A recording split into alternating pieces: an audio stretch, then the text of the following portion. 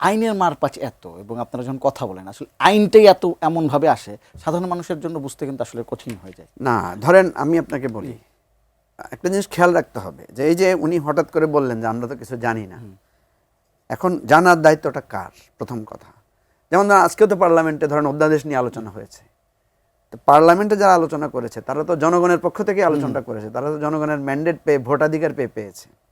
এখন যেই আমি যদি মনে করি আমার জানার দরকার না, আমার প্রতিনিধি সেখানে আছে, ওনাকে আমি মানে ওনার উপর আমি নির্ভর করি, উনি আলোচনা করলে চলবে, এটা একটা প্রসেস। আরেকটা হচ্ছে যে না আমি জানতে হবে, তাহলে আমাকে খোঁজ নিতে হবে, টেলিভিশন দেখতে হবে, পার্লামেন্টের আর্গুমেন্ট শুনতে হবে, কারণ আপনার আইনের মারপ্যাচ, সংবিধান, এগুলো তো একটা মানে সহজ জিনিস না। আমরা যখন কোনো কিছুতে মতামত দিই, যেমন ধরেন বিএনপিকে এবার যারা ভোট দিয়েছে, বা জামাতকে যারা ভোট দিয়েছে, বা আমাদেরকে যারা ভোট দিয়েছে, এনসিপিকে ভোট দিয়েছে, আমাদের তো একটা নির্বাচনী ইশতেহার আছে, আমরা তো এই ইশতেহারের ভিত্তিতে মানুষের কাছে ভোট চেয়েছি। এখন কেউ যদি বলে আপনার ইশতেহার তো আমি পড়ি নাই, এখন আমি আপনাকে আর কিভাবে জানাতে পারবো? আমি বক্তব্য দিয়ে, আমার লিখিত দিয়ে, আমার ওয়েবসাইট থেকে, আমার ফেসবুক পেজ থেকে আমি তো আমার ইশতেহার জানিয়েছি। এখানে হচ্ছে বায়োলেটারাল এঙ্গেজমেন্ট লাগবে। যেই যেমন আমাদেরকে এবারে প্রচুর লোকে প্রশ্ন করেছে যে আমরা তো জুলাই সনদ নিয়ে, আমরা জুলাই সনদের এত পয়েন্ট তো আমরা জানি না, এই জানানোর জন্যই কিন্তু এত দীর্ঘ প্রক্রিয়াটা করা হয়েছে।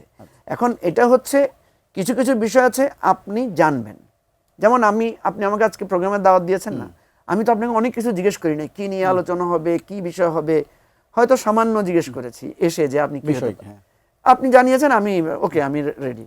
এখন ধরেন আমি যদি অতটুকু না হয়, আমি অনেক কিছু আপনাকে জিজ্ঞেস করবো, ভাই মোশাররফ ভাইকে কি প্রশ্ন করবেন, আমাকে কি প্রশ্ন করবেন, এটা তো আমার রাইট, আপনাকে জিজ্ঞেস করার আমার অধিকার আছে। আমি আপনার উপর নির্ভর করি, যার কারণে আমি আপনাকে বেশি প্রশ্ন করি না। এটাই গণতান্ত্রিক নিয়ম। যেখানে আপনি সিরিয়াসলি এঙ্গেজ হতে চাবেন সেখানে আপনি ডিটেইল পড়াশোনা করবেন। যেমন এমপিদের দায়িত্ব, তারা পড়াশোনা করতেছে, আমরা কিন্তু এত পড়াশোনা করতেছি না, কারণ তাকে পাঠানোই হয়েছে আইন সম্পর্কে তার ভূমিকা রাখার জন্য।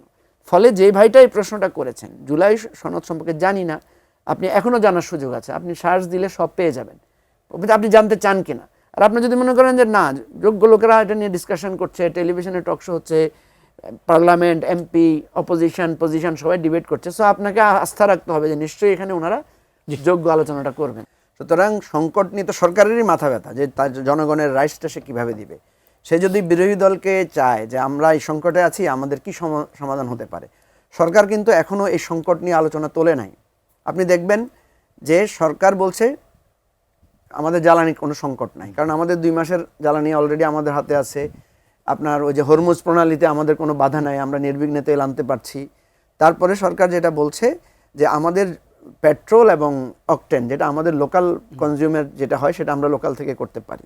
কিন্তু আমরা তো সেটা দেখছি না, আমরা দেখছি পেট্রোল পাম্পে বিশাল লাইন, আমরা দেখছি আজকেও প্রায় 4,80,000, সম্ভবত 4,80,000 টন, সরি 4,48,000 টন মানে আপনার মজুত করা ডিজেল। মুক্তা সাহেব বলছেন যে এই কথাগুলো আপনারা সেভাবে বলছেন না, এই কথাগুলো তো আমরা বলবো, আমরা তো বলার সুযোগ পাচ্ছি না। আমাদেরকে তো জুলাই নিয়েই সরকার, মানে আপনি দেখেন পার্লামেন্টে এখন পর্যন্ত কি পার্লামেন্টে মুলতবি অধিবেশনে আলোচনা উঠেছে জুলাই নিয়ে, তাহলে পেট্রোল নিয়ে বা জ্বালানি সংকট নিয়ে তো কথাটা তো তুলতে হবে।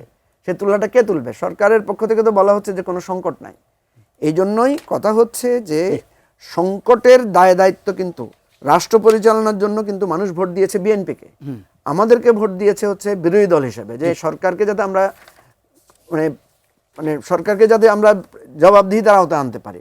এখন দেখেন আমরা যখন জবাবদিহিতার আওতায় আনতে চাচ্ছি, আমরা যখন বলছি যে পেট্রোল পাম্পের দীর্ঘ লাইন হচ্ছে, মানুষ ব্রেকে যায় একটা, পাচ্ছে না, সেই জায়গাটা তো সরকার বলছে কোনো সংকট নাই। এখানেই সমস্যাটা আলোচনা